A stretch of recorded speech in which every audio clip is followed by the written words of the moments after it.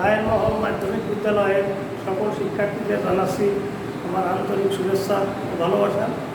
আশা করি সবাই ভালো আছো এবং নিশ্চিন্তে সুস্থভাবে তোমরা পরীক্ষা দিয়েছো বা নিজেদের লেখাপড়া করছো। আজ আমি এখানে তোমাদের উদ্দেশ্যে তো নবম এবং দশম শ্রেণী উপযোগী করে পাঠদান করব। আমি দুলাল কুমার মল্লিক, রায়নমহল মাধ্যমিক বিদ্যালয় সিনিয়র শিক্ষক। তোমাদের যে শ্রেণীতে পাঠদান করাবে সেটা নবম ও দশম শ্রেণীর বিষয় পদার্থবিজ্ঞান।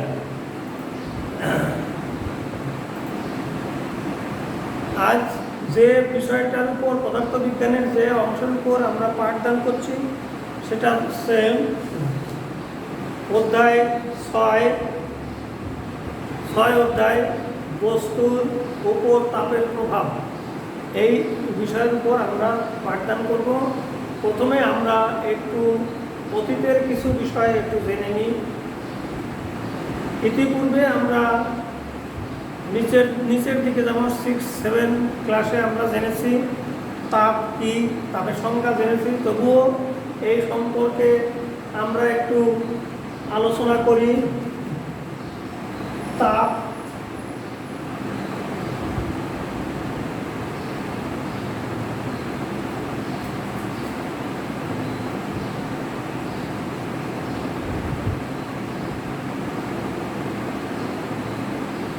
বস্তুর উপর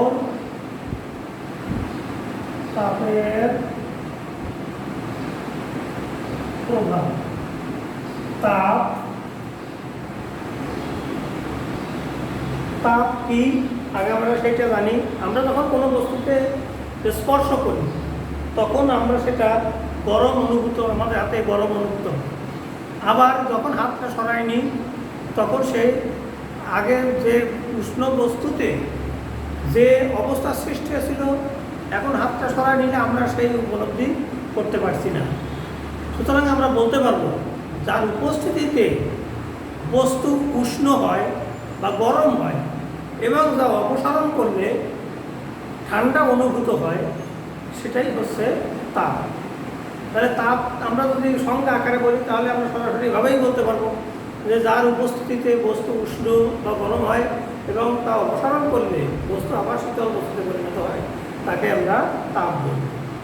এবার কঠিন বস্তুর উপর তাপের কি প্রভাব আমরা অতীতে জেনেছি যেটা হচ্ছে এই বস্তুতে যদি তাপ প্রয়োগ করা হয়, কঠিন বস্তুকে যদি তাপ প্রয়োগ করা হয় তখন বস্তুর অণুগুলো তাপ গ্রহণ করে তার মধ্যে কম্পন সৃষ্টি হওয়ার ফলে পার্শ্ববর্তী অণুকে সে অতিরিক্ত তাপ বিতরণ করে। এভাবেই বস্তু এক স্থান থেকে অণুর মাধ্যমে তারা নিজেদের জায়গায় স্থির থেকে এক স্থান থেকে অন্য স্থানে তারা তাপ সঞ্চালিত করে।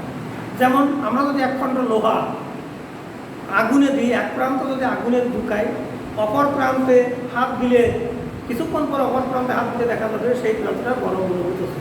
ঠিক এইভাবেই কঠিন পদার্থ এক স্থান থেকে অন্য স্থানে তাপ সঞ্চারিত হবে। এরপর এরকম যদি তরল পদার্থের দিকে তাকাই, তরল যখন কোনো বস্তু সেখানে অণুগুলো তাপ গ্রহণ করে সে বিভিন্ন অংশে ছুটে বেড়ায় এবং তাপ বিতরণ করে। তার ফলে যে অংশে প্রথমে তাপ গ্রহণ করেছিল সেখান থেকে সে তাপ গ্রহণ করে হালকা হয় উপরে উঠে আসে, উপরের ঠান্ডা তরল আবার নিচের দিকে চলে যায়। এভাবে অণু এক স্থান থেকে অন্য স্থানে সঞ্চালনের মাধ্যমে তাপ সঞ্চারিত করে। তরল পদার্থের ক্ষেত্রে এমন আছে, এই তরলের কোনো নির্দিষ্ট আকার নাই কিন্তু আয়তন আছে। অর্থাৎ একটা নির্দিষ্ট আয়তনের তরল যখন কোনো পাত্রে ধারণ করা হয় সেই পাত্রেরই আকার ধারণ করে। যদি একটা কলসের মধ্যে নেওয়া হয় কলসের আকার নেবে, যদি একটা জগের মতো নেওয়া হয় জগের আকার ধারণ করবে। অর্থাৎ তরলের নির্দিষ্ট আকার নাই কিন্তু আয়তন আছে। এরপর একইভাবে যদি বায়বীয় পদার্থে আসি, বায়বীয় পদার্থের ক্ষেত্রে আমরা পাবো যে নির্দিষ্ট আয়তনের বায়বীয় পদার্থ বিভিন্ন রকম পাত্রের মধ্যে যখন রাখা যায় তখন সেই পাত্রের আয়তনের এবং আকার সে ধারণ করে। অর্থাৎ তরলে এই বায়বীয় পদার্থের নির্দিষ্ট আকার বা আয়তন কোনো কিছুই নেই। যতটুকুই পরিমাণ বায়বীয় পদার্থ হোক না কেন, সে যদি আমরা বড় পাত্রে রাখি, সে বড় পাত্রের আকার হয়ে পড়বে এবং বড় পাত্রের আয়তনই ধারণ করবে। আবার যদি ছোটো আকার জায়গা রাখি, সেখানে ছোটো অংশ কম অংশে কম আয়তনের অবস্থান করবে এবং সেই কম আকার কম আয়তনের বস্তুর আকার সে ধারণ করবে। তাই বায়বীয় পদার্থের ক্ষেত্রে আমরা বলতে পারবো এর আকার ও আয়তন কোনোটাই নেই। এবার আমরা একটু অন্যদিকে আলোচনা করি।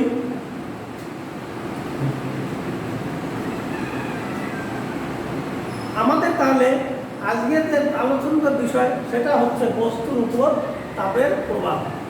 এটাই আমরা আজকে আলোচনা করি। এখানে একটা বিষয় আমরা জানি, সেটা হচ্ছে তাপমাত্রা পরিবর্তন হলে, অর্থাৎ আমরা আগে জানবো পদার্থের তাপমাত্রিক ধর্ম। এই পদার্থের তাপমাত্রিক ধর্মটা কি? তাপমাত্রা পরিবর্তন হলে পদার্থের যে ধর্মের পরিবর্তন হয় এবং যে পরিবর্তন সূক্ষ্মভাবে পরিমাপ করে তাপমাত্রা মাপা যায়, সেটাই হচ্ছে তাপমাত্রিক ধর্ম। থার্মোমিটারে এর একটা উদাহরণ আমরা দিই। যেমন যখন আমরা থার্মোমিটার নিই, থার্মোমিটারে দেখি তার মধ্যে সূক্ষ্ম লাইন ধরে একটা তরল বস্তু উঠানামা করছে। তাপ প্রয়োগে সে বেড়ে যায়, আবার কমায় দিলে সে নিচে নেমে আসে। অর্থাৎ এটা হচ্ছে একটা তরল, সেটা হচ্ছে পারদ। এখন থার্মোমিটারে যে ব্যবহৃত পদার্থ যেটা, এই পারদটা তাপমাত্রিক পদার্থ। আর এই যে তার যে বেড়ে যাওয়া কমে যাওয়া, এটাই হচ্ছে তার তাপমাত্রিক ধর্ম। এখন এই থার্মোমিটারে আমরা শুধু পারদ ব্যবহার করবো তা না, এখানে অ্যালকোহলও ব্যবহার করা হয়, যেটাকে বলা হয় অ্যালকোহল থার্মোমিটার। এই অ্যালকোহলও একইভাবে ওটা হচ্ছে তাপমাত্রিক পদার্থ। আর অ্যালকোহলের সংকোচন এটা হচ্ছে তাপমাত্রিক ধর্ম। অর্থাৎ পদার্থের প্রসারণ হচ্ছে তাপমাত্রিক ধর্ম, আর প্রসারণ বা সংকোচন এটাই হচ্ছে তার তাপমাত্রিক ধর্ম। যেমন পারদ থার্মোমিটারে ব্যবহৃত পারদের প্রসারণ, অ্যালকোহল থার্মোমিটারে ব্যবহৃত অ্যালকোহলের প্রসারণ। এবার আর একটা বিষয়, সেটা হচ্ছে থার্মোকাপল। এই থার্মোকাপলটা এটাও তাপমাত্রিক ধর্মের একটা হচ্ছে থার্মোকাপল। থার্মোকাপলটা হচ্ছে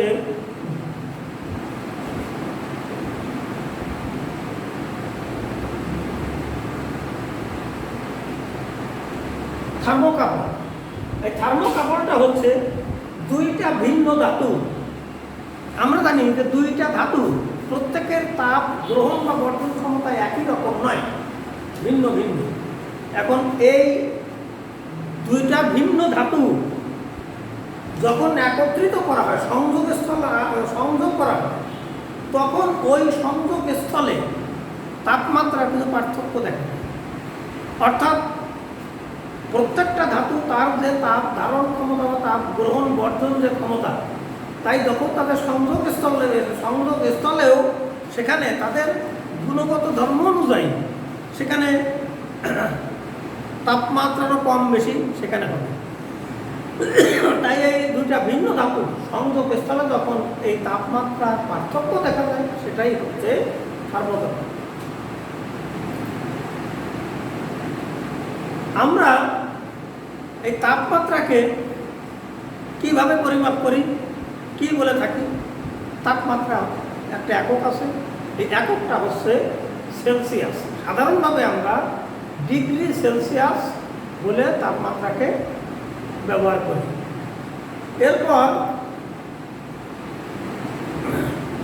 দেখা যাক এই সেলসিয়াস তাপমাত্রা সম্পর্কে আমরা একটু বলি। সেলসিয়াস স্কেলে 1 অ্যাটমসফিয়ার বাতাস চাপের, অর্থাৎ যেটাকে বলা হয় ATP, atmosphere temperature and pressure, এটা হচ্ছে পরিমাণ চাপ, প্রমাণ চাপ।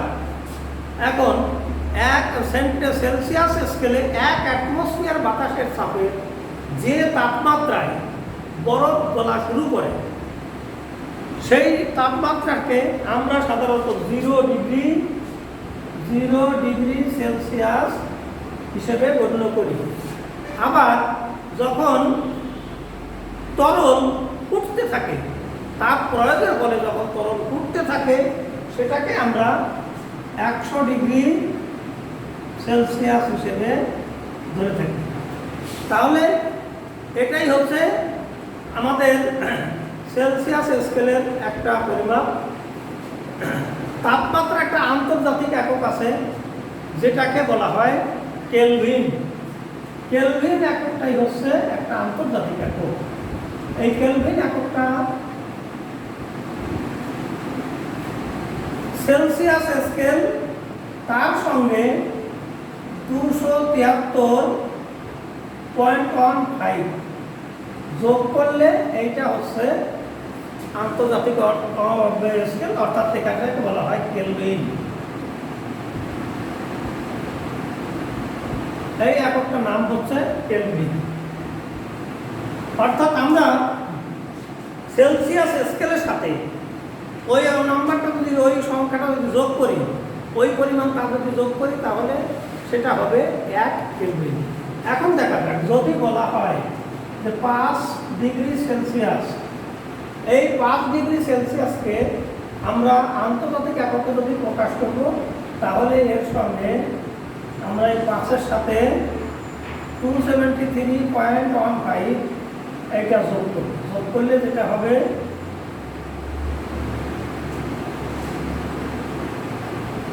278.15।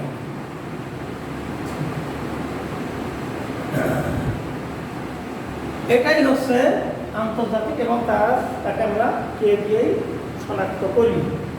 তাহলে আমরা কি জানলাম? সেলসিয়াস স্কেলের সাথে 273.15 যোগ করলে কেলভিন স্কেল পাওয়া যায়। এরপর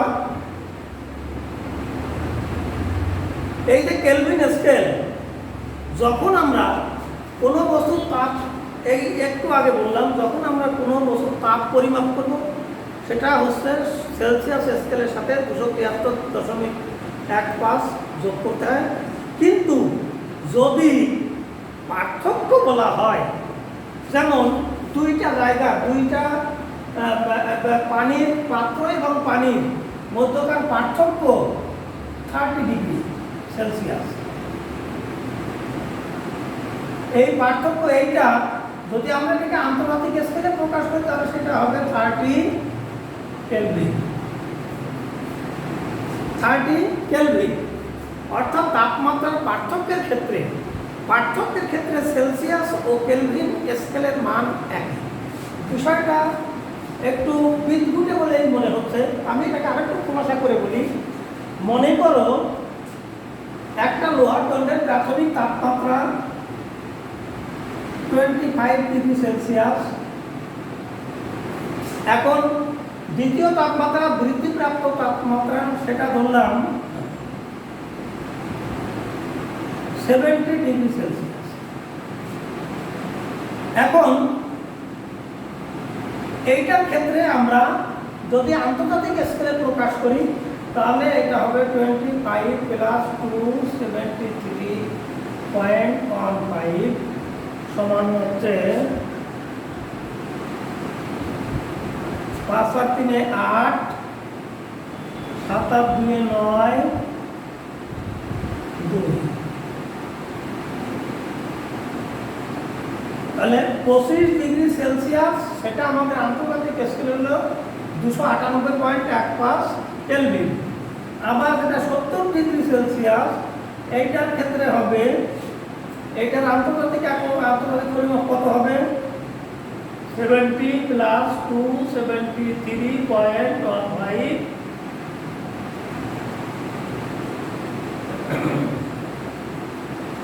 এটা হচ্ছে 3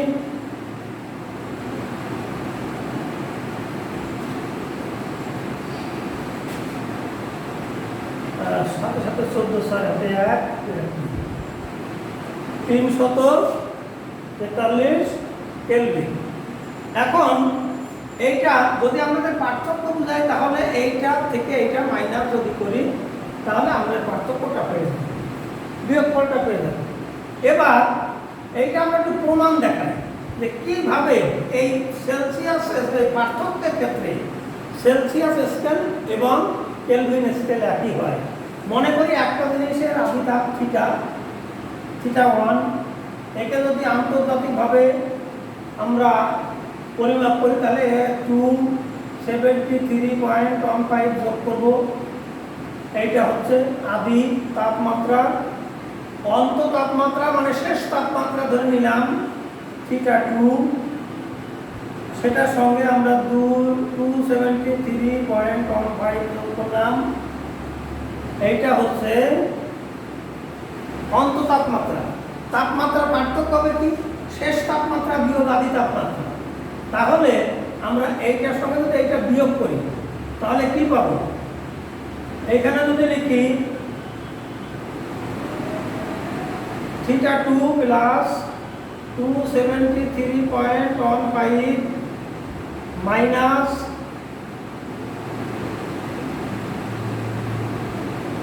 থিটা 1 প্লাস 273.15, এই হচ্ছে দুইটা তাপমাত্রার পার্থক্য। অর্থাৎ আমি এখান থেকে theta 2 plus 273.15 minus theta 1 minus 273.15, অর্থাৎ এইটা আর এটা বাদ গেলে থাকে থিটা 2 মাইনাস থিটা 1। এইটা হচ্ছে আমার আন্তর্জাতিক এককে তাপমাত্রার পার্থক্য। এখন আমি যদি এইটা যদি বাদ দিতাম তাহলে এই দুইটা থিটা 1 এবং থিটা 2 পার্থক্য কি হতো? Theta 2 minus theta 1। এইটা হচ্ছে সেলসিয়াস স্কেলে পার্থক্য, এইটা কেলভিন স্কেলে পার্থক্য। তাহলে দেখা যাচ্ছে দুইটা ক্ষেত্রে আমাদের পার্থক্য একই রকম হয়। তাই তাপমাত্রার পার্থক্যের ক্ষেত্রে সেলসিয়াস ও কেলভিন স্কেলের মান একই, আমরা এভাবে বলি।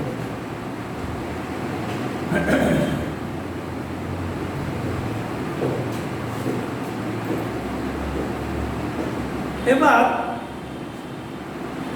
আমরা জানি তাপ প্রয়োগ করলে তাপমাত্রা বৃদ্ধি পায়, অপসারণ করলে কমে যায়। যদি কোনো তাপমাত্রা বৃদ্ধি পেতে থাকে, তাপমাত্রা যত ইচ্ছা বেশি কিন্তু কল্পনা করা যায়, কিন্তু যত ইচ্ছা কম আমরা এটা কল্পনা করতে পারবো না। কারণ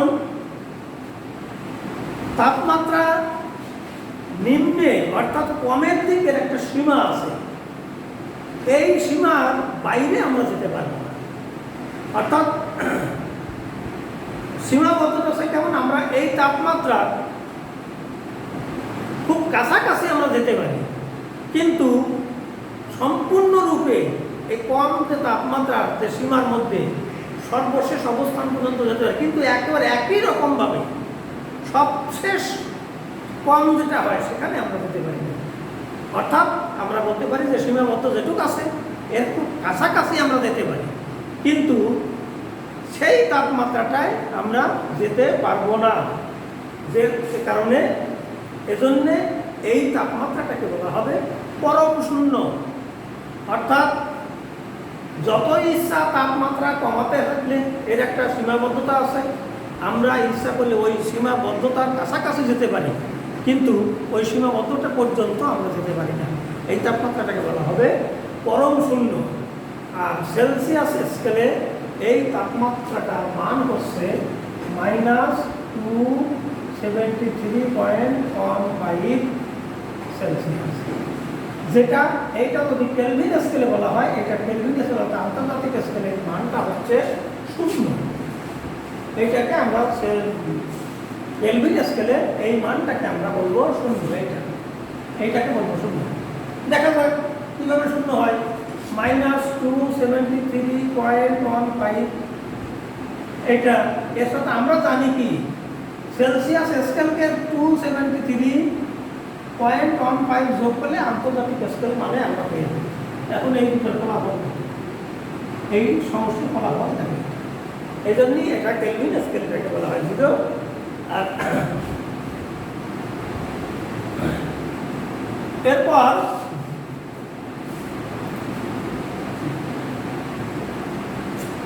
সেলসিয়াস স্কেল এবং কেলভিন স্কেল এর মাঝে আরও একটা স্কেলের নাম উল্লেখ আছে, যেটাকে বলা হবে ফারেনহাইট স্কেল। এই ফারেনহাইট স্কেল আমাদের যে থার্মোমিটারে ব্যবহার করা হয় এইটাকে বলা হয় ক্লিনিক্যাল থার্মোমিটার। অর্থাৎ ডাক্তার বা নিজেরা যখন আপনার শরীরের তাপমাত্রা পরিমাপের জন্য যে স্কেলটাকে বা যে থার্মোমিটারকে আমরা ব্যবহার করি এটাই হচ্ছে ক্লিনিক্যাল থার্মোমিটার বা ফারেনহাইট থার্মোমিটার। এর এই স্কেলটার বরফ গলন, অর্থাৎ এই স্কেলে যদি পরিমাপ করা হয় তাহলে বরফ গলতে শুরু করবে 32 ডিগ্রি ফারেনহাইট তাপমাত্রা। আর যদি পানি বাষ্প হওয়ার প্রক্রিয়ায় যায়, বাষ্প হতে শুরু করে, সেই তাপমাত্রা হবে 212 ডিগ্রি ফারেনহাইট। তাহলে ফারেনহাইট স্কেলের নিম্ন তাপমাত্রা হচ্ছে 32 ডিগ্রি ফারেনহাইট আর উচ্চ তাপমাত্রা হচ্ছে 212 ডিগ্রি ফারেনহাইট। এবার আমরা এখানে কয়টা স্কেলের পরিমাপ পেলাম? Celsius, Kelvin, Fahrenheit. এখন এই তিনটা স্কেলের মধ্যে একটা সম্পর্ক বিদ্যমান। দেখি সেই সম্পর্কটা কেমন। আমরা যদি এখানে তিনটা স্কেল ধরি,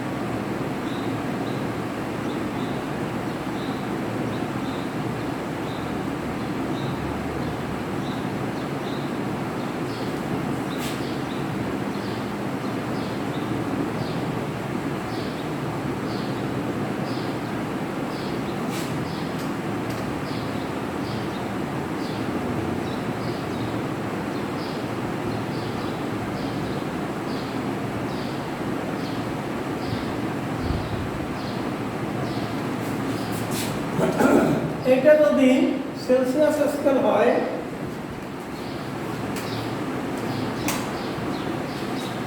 তাহলে এইখানে হবে 0 ডিগ্রি সেলসিয়াস, এইখানে 12 ডিগ্রি সেলসিয়াস, এইটা টি সেলসিয়াস একটা নির্দিষ্ট দূরত্ব যুক্ত জায়গা দেখলাম, আর এইটা হচ্ছে 100 ডিগ্রি সেলসিয়াস। এইটা হচ্ছে সেলসিয়াস স্কেল। এরপর ফারেনহাইট স্কেল, এইটাকে লিখব টিএফ। এইখানে হবে 32 ডিগ্রি ফারেনহাইট, মাঝখানটা কেলভিন, এটা কে, এটা হচ্ছে 200,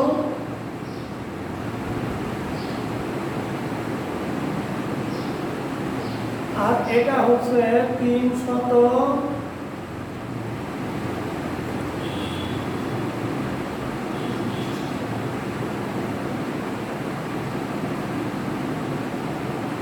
আর এটা হচ্ছে 32 ডিগ্রি ফারেনহাইট টিএফ। এটা হচ্ছে 212 ডিগ্রি ফারেনহাইট। এই যদি তিনটা স্কেল, তিনটা থার্মোমিটার হয়, তাহলে যদি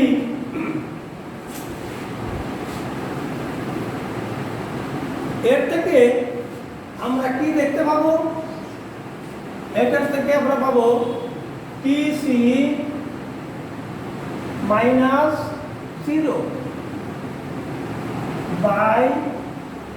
100 -0 সমান, এটার ক্ষেত্রে টি কে -273.15 বাই 370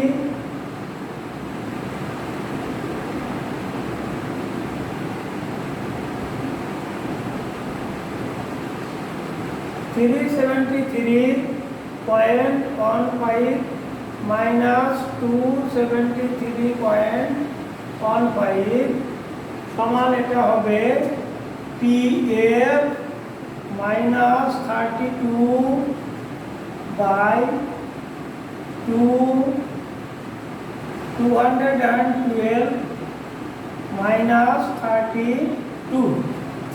এই সম্পর্কটা আমরা পাবো, অর্থাৎ এর থেকে আমরা পাবো TC by 100 equal to TK minus 273.15 by এখানে 100, এখানে হচ্ছে TF minus 32 by এটা বিয়োগ করলে হবে 180। এখন যদি আমি উভয় পক্ষে সবগুলো রাশির সঙ্গে যদি 20 গুণ করি, তাহলে আমরা পাবো টিসি 20 দিয়ে গুণ করলে এখানে থাকে 5 সমান এখানে থাকবে T K minus 273.15 by 5 equal to T F minus 32 by এখানে থাকবে 9। 20 দ্বারা ভাগ করলে আমরা এই রাশিটা পাচ্ছি। তাহলে এখানে দেখা যাচ্ছে তিনটা স্কেলই বিদ্যমান, সেলসিয়াস, কেলভিন, ফারেনহাইট। এখন যদি আমরা এইটাকে একটা কিসের সঙ্গে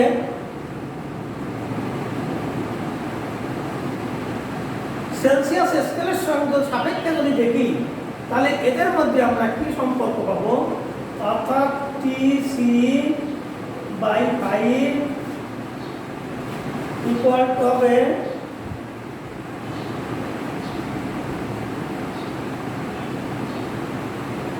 যদি কেলভিনের সাথে সম্পর্ক স্থাপন করি, তাহলে টি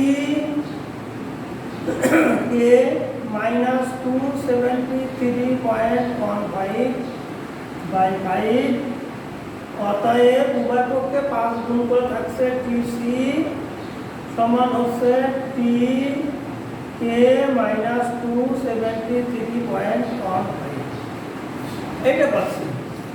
আবার যদি এই টিসি বাই 5 এর সঙ্গে যদি ফারেনহাইট স্কেলের তুলনা করি,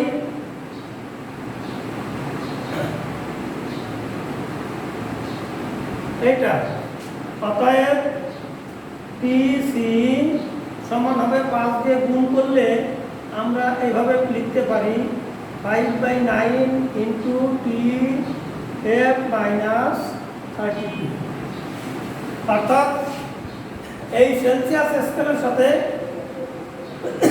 আমরা কেলভিন স্কেলের যে সম্পর্কটা সেটা পেলামেই।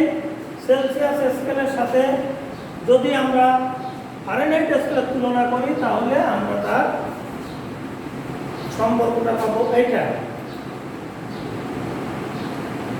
এখন এই সেলসিয়াস স্কেল এবং ফারেনহাইট স্কেল এটা এক স্কেলের সঙ্গে আরেকটা স্কেলের এক স্কেলকে অন্য স্কেলে রূপান্তর করা যায়। যেমন সেলসিয়াস থার্মোমিটারে প্রাপ্ত মান ফারেনহাইটে প্রকাশ করা যায়, ফারেনহাইটে প্রাপ্ত মান সেলসিয়াস স্কেলে পরিমাপ করা যায়। যেমন যদি বলি একটি বস্তুর তাপমাত্রা 85 ডিগ্রি সেলসিয়াস এই যদি হয় তাহলে ফারেনহাইট স্কেলের তাপমাত্রা কত হবে? তাহলে ঠিক ওই রকমভাবে আমরা নির্ণয় করব। কি পাইছি? এটা সেলসিয়াস স্কেলের তাপমাত্রা, অর্থাৎ Tc/5 ইকুয়াল টু আমরা এটাকে ফারেনহাইট স্কেলে কত হবে সেটা নির্ণয় করব। ফারেনহাইট স্কেলের ক্ষেত্রে বলা ছিল Tf মাইনাস 32/9। আচ্ছা, এখন এই সেলসিয়াস স্কেলে যেহেতু 85, টিসিএস জায়গায় আমরা বসাবো 85। মানে 85/5 ইকুয়াল টু Tf মাইনাস 32/9। এখানে যেমন আমরা পাচ্ছি Tf মাইনাস 32/9 ইকুয়াল টু 17 বা Tf মাইনাস 32 ইকুয়াল 9 দিয়ে যদি গুণ করি 7 9 63 3 হাতে 6 9 1 9 6 15। অতএব Tf সমান হবে 153 প্লাস 32। 3 আর 2 5, 5 আর 3 8, 185। তাহলে এটা আমরা যদি ফারেনহাইট স্কেলে এটাকে প্রকাশ করি তাহলে এটা পাবো 85 ডিগ্রি, 185 ডিগ্রি ফারেনহাইট। এটাই আমরা সেলসিয়াস স্কেলকে ফারেনহাইট স্কেলে রূপান্তর করব। এবার এর উপর ভিত্তি করে যে আলোচনা হলো আশা করি তোমরা সবাই বুঝতে পেরেছ।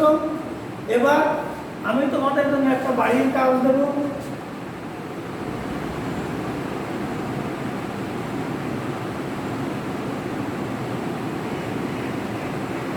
বাড়ির কাজ তোমরা নিজেরা এটাকে লিখে নাও। একজন সুস্থ মানুষের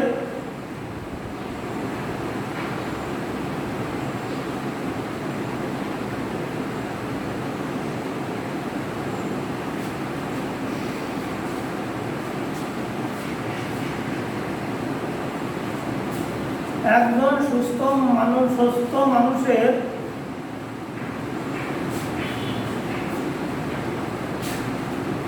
শরীরের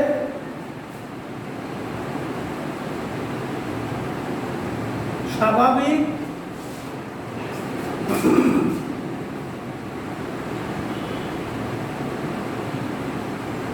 তাপমাত্রাকে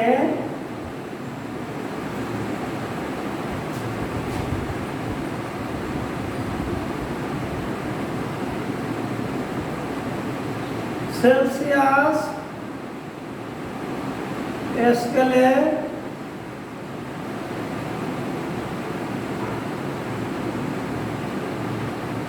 পরিণত করো। এখানে দেখা যাচ্ছে আমি কোনো সংখ্যা কোনো তাপমাত্রা দেয় নাই, কিন্তু বলে দেওয়া হয়েছে একজন সুস্থ ব্যক্তির শারীরিক তাপমাত্রা। আমাদের একটা কমন জিনিস জানা আছে, একজন মানুষের স্বাভাবিক তাপমাত্রা কত? 98.4 ডিগ্রি। আমি মৌখিকভাবে বলে রাখলাম, এখানে লিখে দিলাম না, 98.4 ডিগ্রি। এটাকে তোমরা সেলসিয়াস স্কেলে পরিণত করো, এটাই তোমাদের বাড়ির কাজ থাকে। এ পর্যন্ত যা কিছু আলোচনা হলো, আশা করি তোমরা সবাই ভালোভাবে বুঝতে পেরেছো। এরপরও যদি কোনো অংশ যদি বুঝতে অসুবিধা হয়, এইটা উল্লেখ করে সবার ফোন নাম্বার আমার তোমাদের কাছে দেওয়া আছে। আমার ফোন নাম্বার তোমাদের সবার কাছে দেওয়া আছে। কোনো অংশ যদি তোমাদের বুঝতে অসুবিধা হয়, তাহলে সেটা আমার নাম্বারে ফোন দিয়ে বলো, আমি ওইটা আবার তোমার ফোনের মাধ্যমেই এই সমস্যার সমাধান করব। আশা করি তোমরা সবাই সুস্থ থেকে ভালো থেকে তোমাদের পড়াশোনা চালিয়ে যাবে। আগামী বার্ষিক পরীক্ষায় প্রস্তুতি নিবে। তোমাদের মনে রাখতে হবে, ভবিষ্যতে কোন অংশে কী হবে এটা আমরাও জানি না, তেমন জানি না, তোমরাও জানো না। সুতরাং আমাদের ধরে নেব আমরা স্বাভাবিকভাবে আগামীতে বার্ষিক পরীক্ষায় এভাবেই আমরা বলবো এবং এভাবেই আমরা বার্ষিক পরীক্ষা সুসম্পন্ন করব। এই প্রস্তুতি নিয়ে, এই চিন্তাভাবনা মাথায় নিয়ে তোমরা কোনো রকম সময় অপচয় না করে সর্বদা স্যারদের সঙ্গে যোগাযোগ রেখে তোমরা তোমাদের পাঠ যথারীতি চালিয়ে যাবে। সকলকে ধন্যবাদ জানিয়ে আমার পাঠ আজকে এখানে শেষ করছি। ধন্যবাদ।